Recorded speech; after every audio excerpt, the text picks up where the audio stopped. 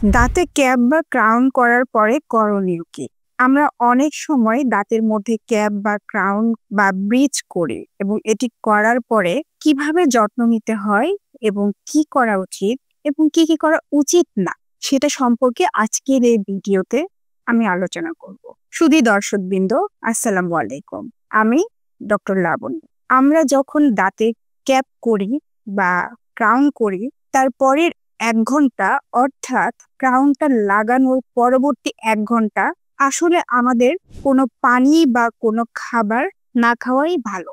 কারণ এই সময় আমাদের যে ম্যাটেরিয়ালস দিয়ে ক্রাউনটা বসানো হয় এটি অনেক সময় পুরোপুরি সেট হয় না, ফলে এর মধ্যে খাওয়া দাওয়া করলে ক্যাপটি জায়গা থেকে কিছুটা সরে যেতে পারে অথবা দুর্বল হয়ে যেতে পারে। আমরা অনেকেই ক্যাপ বা ক্রাউন বা ব্রিজ করা দাঁতগুলোতে ঠিক মতো ব্রাশ করি না। আমরা ভয় পাই যে ক্যাপ হয়তো বা ছুটে যাবে অথবা দুর্বল হয়ে যাবে।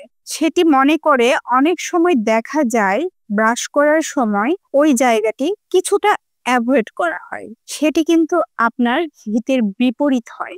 অর্থাৎ একটা ক্যাপ বা ক্রাউন বা ব্রিজ করা দাঁতে স্বাভাবিক দাঁতের এর মতোই ওই জায়গাটা পরিষ্কার রাখা উচিত। কারণ মার্জিন যেটাকে বলি আমরা, অর্থাৎ ক্যাপ করা দাঁতের সাথে যে জায়গায় ক্যাপ এবং মাড়ি সংযোগ হয় সেই জায়গাটাতে যদি খাবার জমে থাকে, প্ল্যাক জমে থাকে, সেই জায়গাটিতে কিন্তু মাড়ির যে প্রদাহ সেটা হতে পারে। এবং পাশাপাশি ক্যাপ করা দাঁতের সাথে স্বাভাবিক দাঁতের যে কন্টাক্ট পয়েন্ট ওই জায়গাটিতে কিন্তু আমরা খুব কমনলি গর্ত পাই।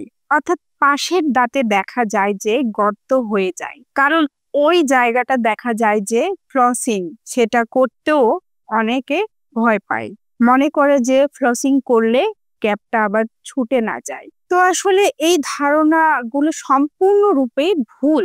আপনারা ক্রাউন বা ব্রিজ করা যে দাঁতের অংশ বা দাঁত সেগুলোকে স্বাভাবিক দাঁতের মতোই ব্রাশ করবেন এবং ক্রাউনের 2 সাইডেই ভালো মতো ফ্লসিং এর মাধ্যমে পরিষ্কার রাখবেন। তা না হলে এটি পরবর্তীতে ক্ষতি হওয়ার সম্ভাবনা তৈরি করতে পারে। আমরা ক্রাউন করা দাঁত দিয়ে আসলে কতটুকু শক্ত খাবার খেতে পারি?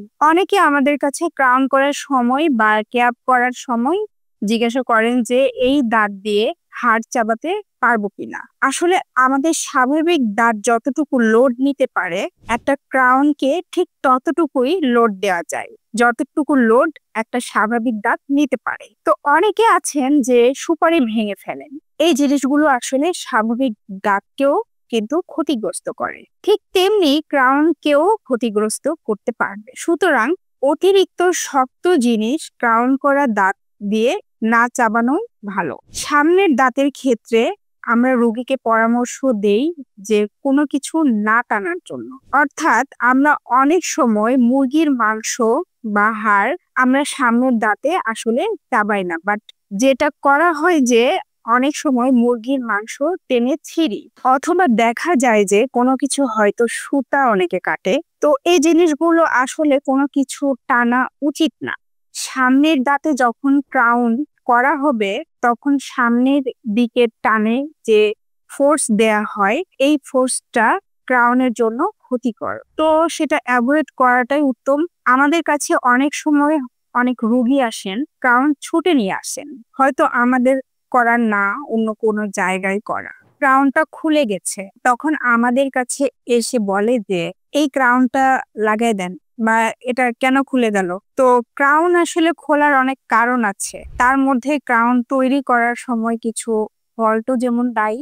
রোগীর ক্ষেত্রেও কিছু অভ্যাসের কারণে কিন্তু ক্রাউন ছুটতে পারে। আমরা খুব কমনলি আমার প্র্যাকটিস লাইফ এর অভিজ্ঞতা থেকে আমি বলছি যে আমি ক্রাউন খুলে যাওয়া যে সব রোগী পেয়েছি তার মধ্যে একটা বড় অংশই পেয়েছি চুইংগাম খাওয়ার জন্য। অর্থাৎ চুইংগাম খাওয়ার হ্যাবিট যাদের আছে তাদের দেখা যায় যে ক্রাউন ছুটে যাওয়ার প্রবণতা অনেক বেশি, এবং এটার কারণও আছে, ব্যাখ্যাও আছে। সেটা হচ্ছে চুইংগাম চাবানোর সময় সেটি যদি ক্যাপ করা দাঁতের উপর চাবানো হয়, চুইংগাম আসলে স্টিকি এবং সেটা একটা ট্যাপারিং ফোর্স দেয়, এবং এই ট্যাপারিং ফোর্সের কারণে যেটা হয় সেটা হচ্ছে ক্রাউন যে সিমেন্ট দিয়ে লাগানো হয় বা যে ম্যাটেরিয়ালস দিয়ে লাগানো হয় সেই ম্যাটেরিয়ালসটাকে সে ক্র্যাক করে ফেলে, ভিতর দিয়ে গুঁড়া গুঁড়া করে ফেলে, তখন ক্রাউনটা ছুটে চলে আসে।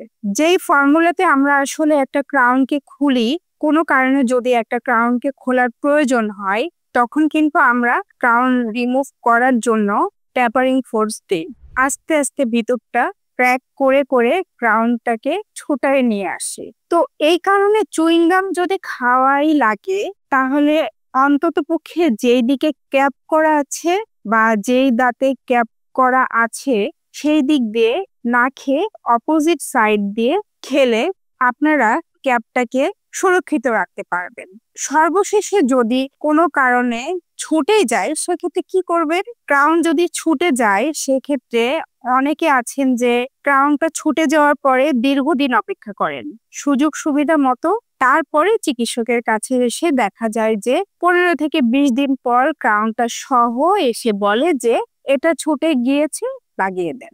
যখন ক্রাউনটা ছুটে চলে আসে তখন কিন্তু দাঁতটি যদি দীর্ঘদিন যাবত অর্থাৎ 1 সপ্তাহের বেশি সময় যদি সেইভাবেই রেখে দেওয়া হয় তাহলে আস্তে আস্তে দাঁতটি নিচের দিকে চলে আসে অথবা কিছুটা মুভ করে ফেলে তার আগের অবস্থান থেকে। ফলে দেখা যায় যে এরকম 15 দিন বা 1 মাস পরে যদি আপনি ক্রাউন নিয়ে এসে বা ব্রিজ নিয়ে এসে বলেন যে লাগিয়ে দিতে হবে, তখন লাগানোর সময় দেখা যায় যে আগে যেভাবে ছিল শেপটা সেই রকম নেই, এটা চেঞ্জ হয়ে গেছে। সুতরাং কোনো কারণে যদি আপনার ক্রাউন অথবা ব্রিজ খুলে যায় সেক্ষেত্রে কাল বিলম্ব না করে সাথে সাথে আপনার চিকিৎসকের সাথে যোগাযোগ করুন এবং সেটি যত দ্রুত সম্ভব আবার লাগিয়ে নেওয়ার পদক্ষেপ নেওয়াটাই বুদ্ধিমানের কাজ। আপনারা ভালো থাকবেন, ভবিষ্যতে আবার কোনো ভিডিওতে দেখা হবে। ততদিন পর্যন্ত আল্লাহ হাফেজ।